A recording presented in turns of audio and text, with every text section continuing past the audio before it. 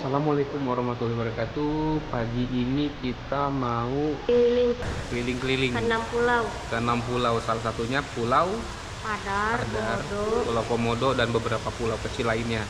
Nah, kita naik speedboat dari Labuan Bajo untuk menuju ke 6 pulau tersebut. Pokoknya lihat aja ya nanti gimana sih keindahan atau bisa menjadi rekomendasi ketika teman-teman ke Labuan Bajo. Apa kabar teman-teman semua? Kembali lagi dalam channel saya Iksan Rinaldi. Kali ini kita sudah memasuki episode kelima, dimana pada episode kelima kali ini saya akan mengelilingi 6 pulau di sekitar Labuan Bajo. Nah, jadi ini bisa menjadi rekomendasi untuk teman-teman juga. Kalau ke Labuan Bajo itu destinasi wisatanya kemana saja ya? Pagi ini saya sudah berada di Pelabuhan Marina Labuan Bajo. Kalau teman-teman ingin wisata di pulau-pulau sekitar Labuan Bajo, nanti teman-teman berangkat dari Pelabuhan Marina Labuan Bajo. Di sini teman-teman tinggal memilih mau mencarter satu speedboat atau teman-teman ikut dengan speedboat komersil yang menunggu di dalam terminal Pelabuhan Marina Labuan Bajo tersebut. Nah, kalau saya teman-teman ini saya mencarter satu speedboat, dan untuk harga saya mencarter satu speedboat ini harganya kurang lebih 6 juta rupiah ya teman-teman ya.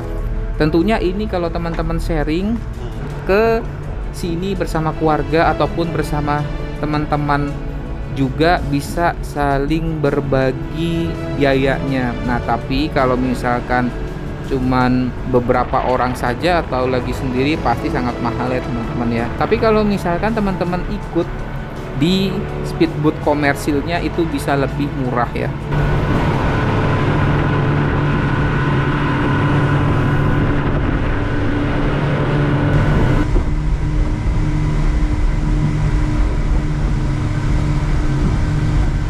Destinasi pertama saya adalah mengunjungi Pulau Padar, dan sekarang alhamdulillah saya sudah sampai di Pulau Padar.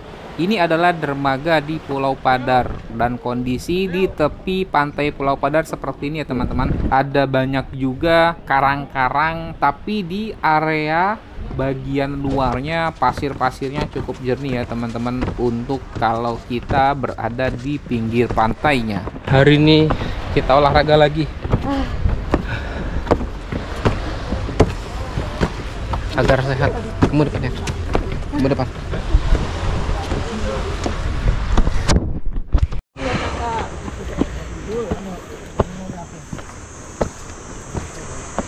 Perjuangan menuju atas Pulau Padar. Siaman? Mau aku bawain ya?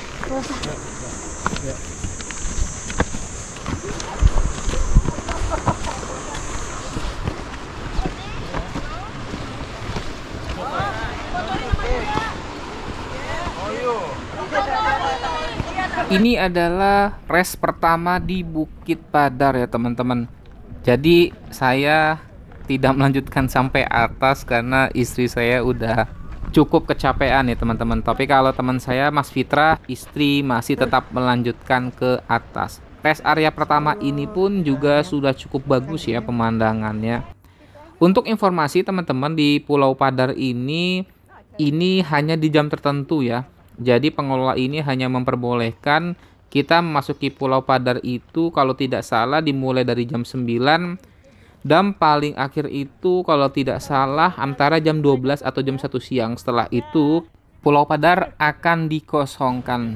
Intinya di Pulau Padar ini ada jam operasionalnya ya teman-teman. Jadi kita memang tidak bisa sembarangan waktu untuk ke Pulau Padar. Sekarang saya kembali menuruni Bukit Padar dan akan melanjutkan ke pulau atau destinasi selanjutnya.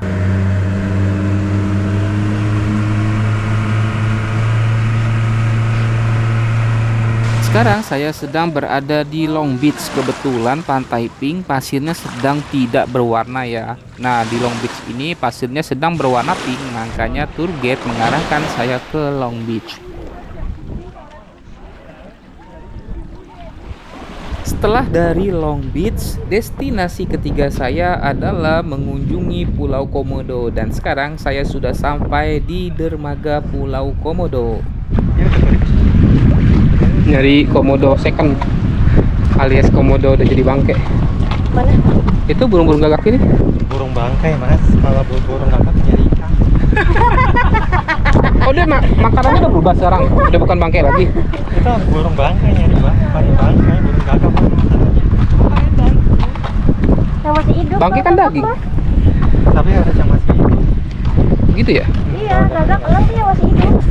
Komodo National Park. Itu loh gapuranya. Ya di bawah gapuranya. Welcome to Loh Liang Komodo National Park.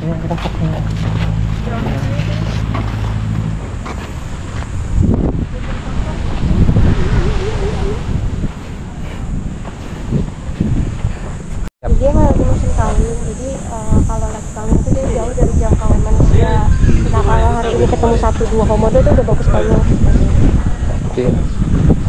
Biasanya di bulan apa yang banyak komodo? Oh, Ya kita dah. jalan aja ya. Yuk. Oke. Oke Bismillah yuk. Bismillahirrahmanirrahim. Semoga ketemu komodonya. Hah? Oh gitu. Lagi ketemu.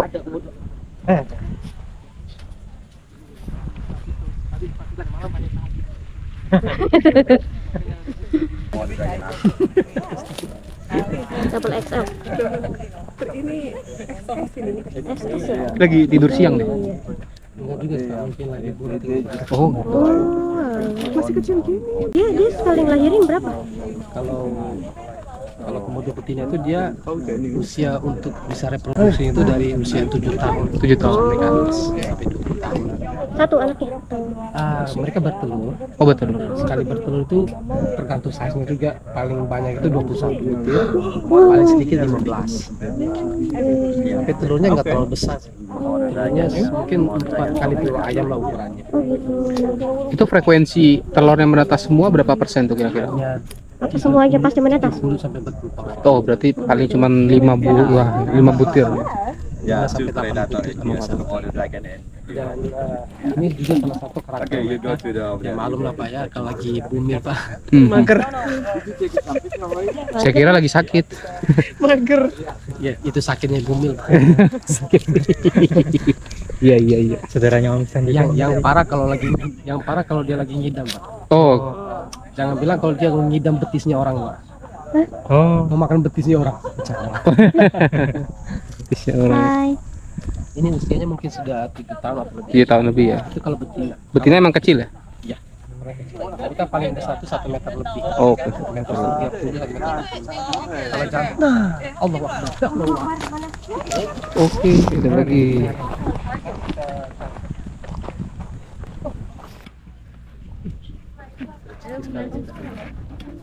So, Don't blow away.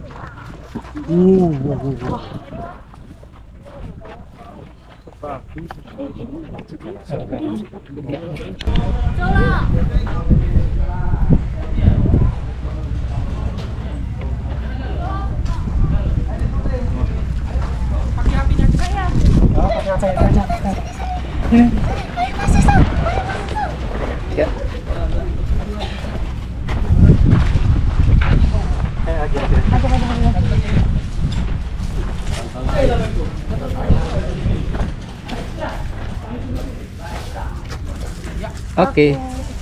Bye bye. ini dapat. Rezeki. Untuk di Pulau Komodo ini kita memang diharuskan untuk memakai tour guide. Untuk biaya tour guide-nya ini kalau tidak salah 50.000 atau 100.000 ya teman-teman ya, saya lupa ingat nih. Dan juga ada karcis perorangan untuk di Pulau Komodo ini. Saya kurang lebih sedikit lupa total berapa biaya yang saya keluarkan di Pulau Komodo ini.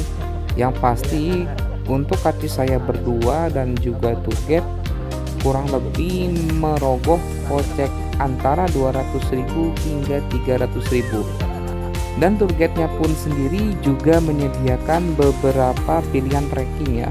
Kalau saya yang short trekking kurang lebih 1-2 jam, lalu ada middle trekking itu antara 2-4 jam, lalu ada yang long trekking itu bisa 1 hari full. Kalau ada yang luka-luka berantem, jadi yang kalah pasti akan minggir. Jadi yang menang yang dapat betina. Oh, ini jantan. Jantan, Bapak. Oh. Contohnya sambil berantem, betina sambil kainan. Nungguin. Aku mau foto yang Jangan di depannya.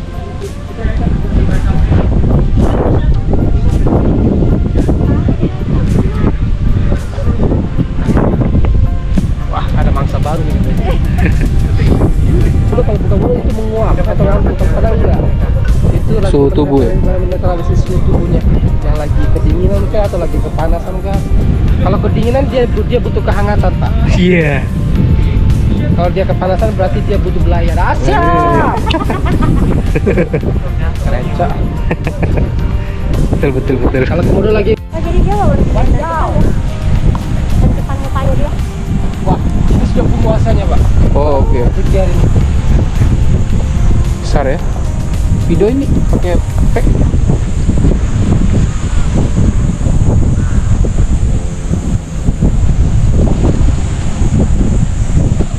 Tidur, Bro. Tidur. Ya, tidur sudah.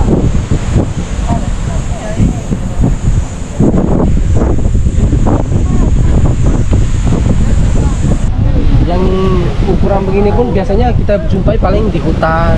Oh, ya. Ini kita beruntung sekali bisa lihat yang gini-gini. Oh, Kalau musim-musim kayak begini. Terakhir kita ketemu 2 bulan lalu yang gede. Ini baru datang lagi. itu biasanya lari ke tengah situ ya. Kalau hilang gitu. Mereka di hutan aja, Pak. Hutan. Ya, yang habitat aslinya di hutan, Pak. Oke. Kalau komodo yang suka-suka ke sini atau ke kampung itu berarti komodo cari-carian. Iya. Oh, jadi-jadi. Bayangannya jadi-jadi ya. Tapi kalau hutan emang nggak boleh dimasukin manusia. Boleh, kan justru memang di sana, tapi ada pilihannya yang masuk ke lontrek. Oh. Tapi itu kalau misalnya jam-jam segini udah susah. Susah ya. Komodo. Ini yang ada. Ini Ini paling kecil. Ada kegedean ya? Hah? Ada kegedean ya? Ini kakak ya? Enggak apa-apa. Kan juga gede juga dia. ukuran S. Loh, telur dia apa? Telah liang komodo nasional Pak. Oh iya, lubang.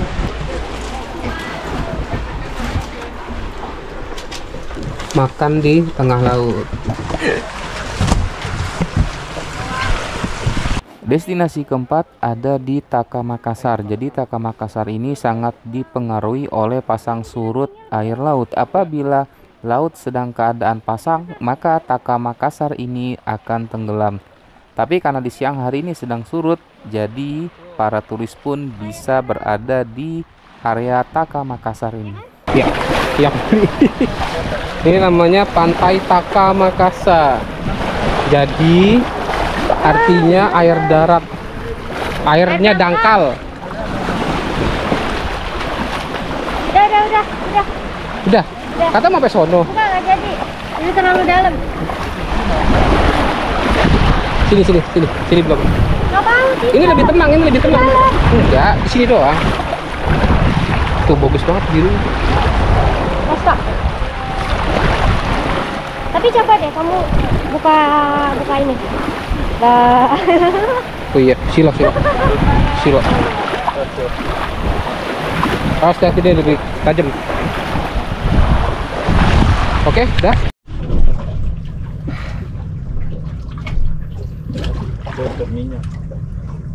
Ketika menuju destinasi kelima, kapal boat mogok. Jadi dari 2 mesin hanya 1 mesin yang bekerja, sehingga sekarang kru sedang mengecek. Dan ini juga menjadi pengalaman kita terombang-ambing di tengah laut karena mesin kapal salah satunya mogok.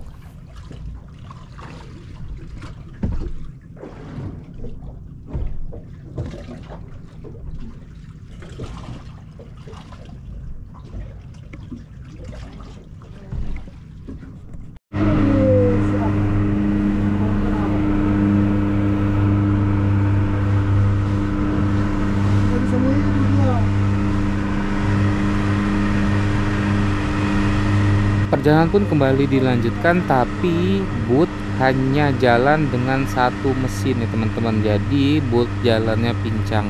Bisa kebayang sih kalau misalkan boot ini hanya ada satu mesin dan mesin tersebut mati, maka kita benar-benar terombang-ambing di tengah laut.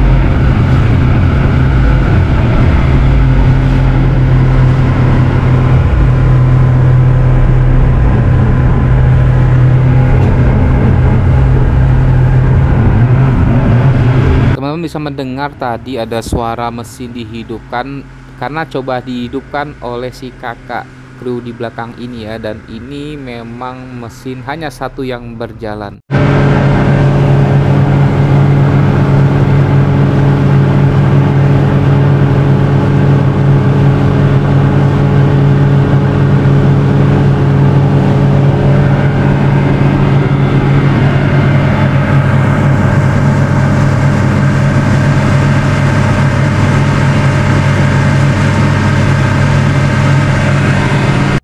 Sekarang saya langsung destinasi ke-6, yaitu Pulau Kanawa. Sebenarnya ada destinasi ke-5, tapi karena mood saya sudah hilang karena tadi terombang-ambing di tengah laut, mesin kapal mati sebelah, sehingga saya tidak menuju destinasi ke-5. Untuk destinasi ke-5 adalah snorkeling ya. Jadi kita snorkeling di perairan tengah laut. Dan karena langsung kita skip, sekarang langsung ke destinasi ke-6, yaitu di Pulau Kanawa. Untuk masuk di Pulau Kanawa ini per orang dikenakan 25.000. Jadi ada tiket masuk di Pulau Kanawa.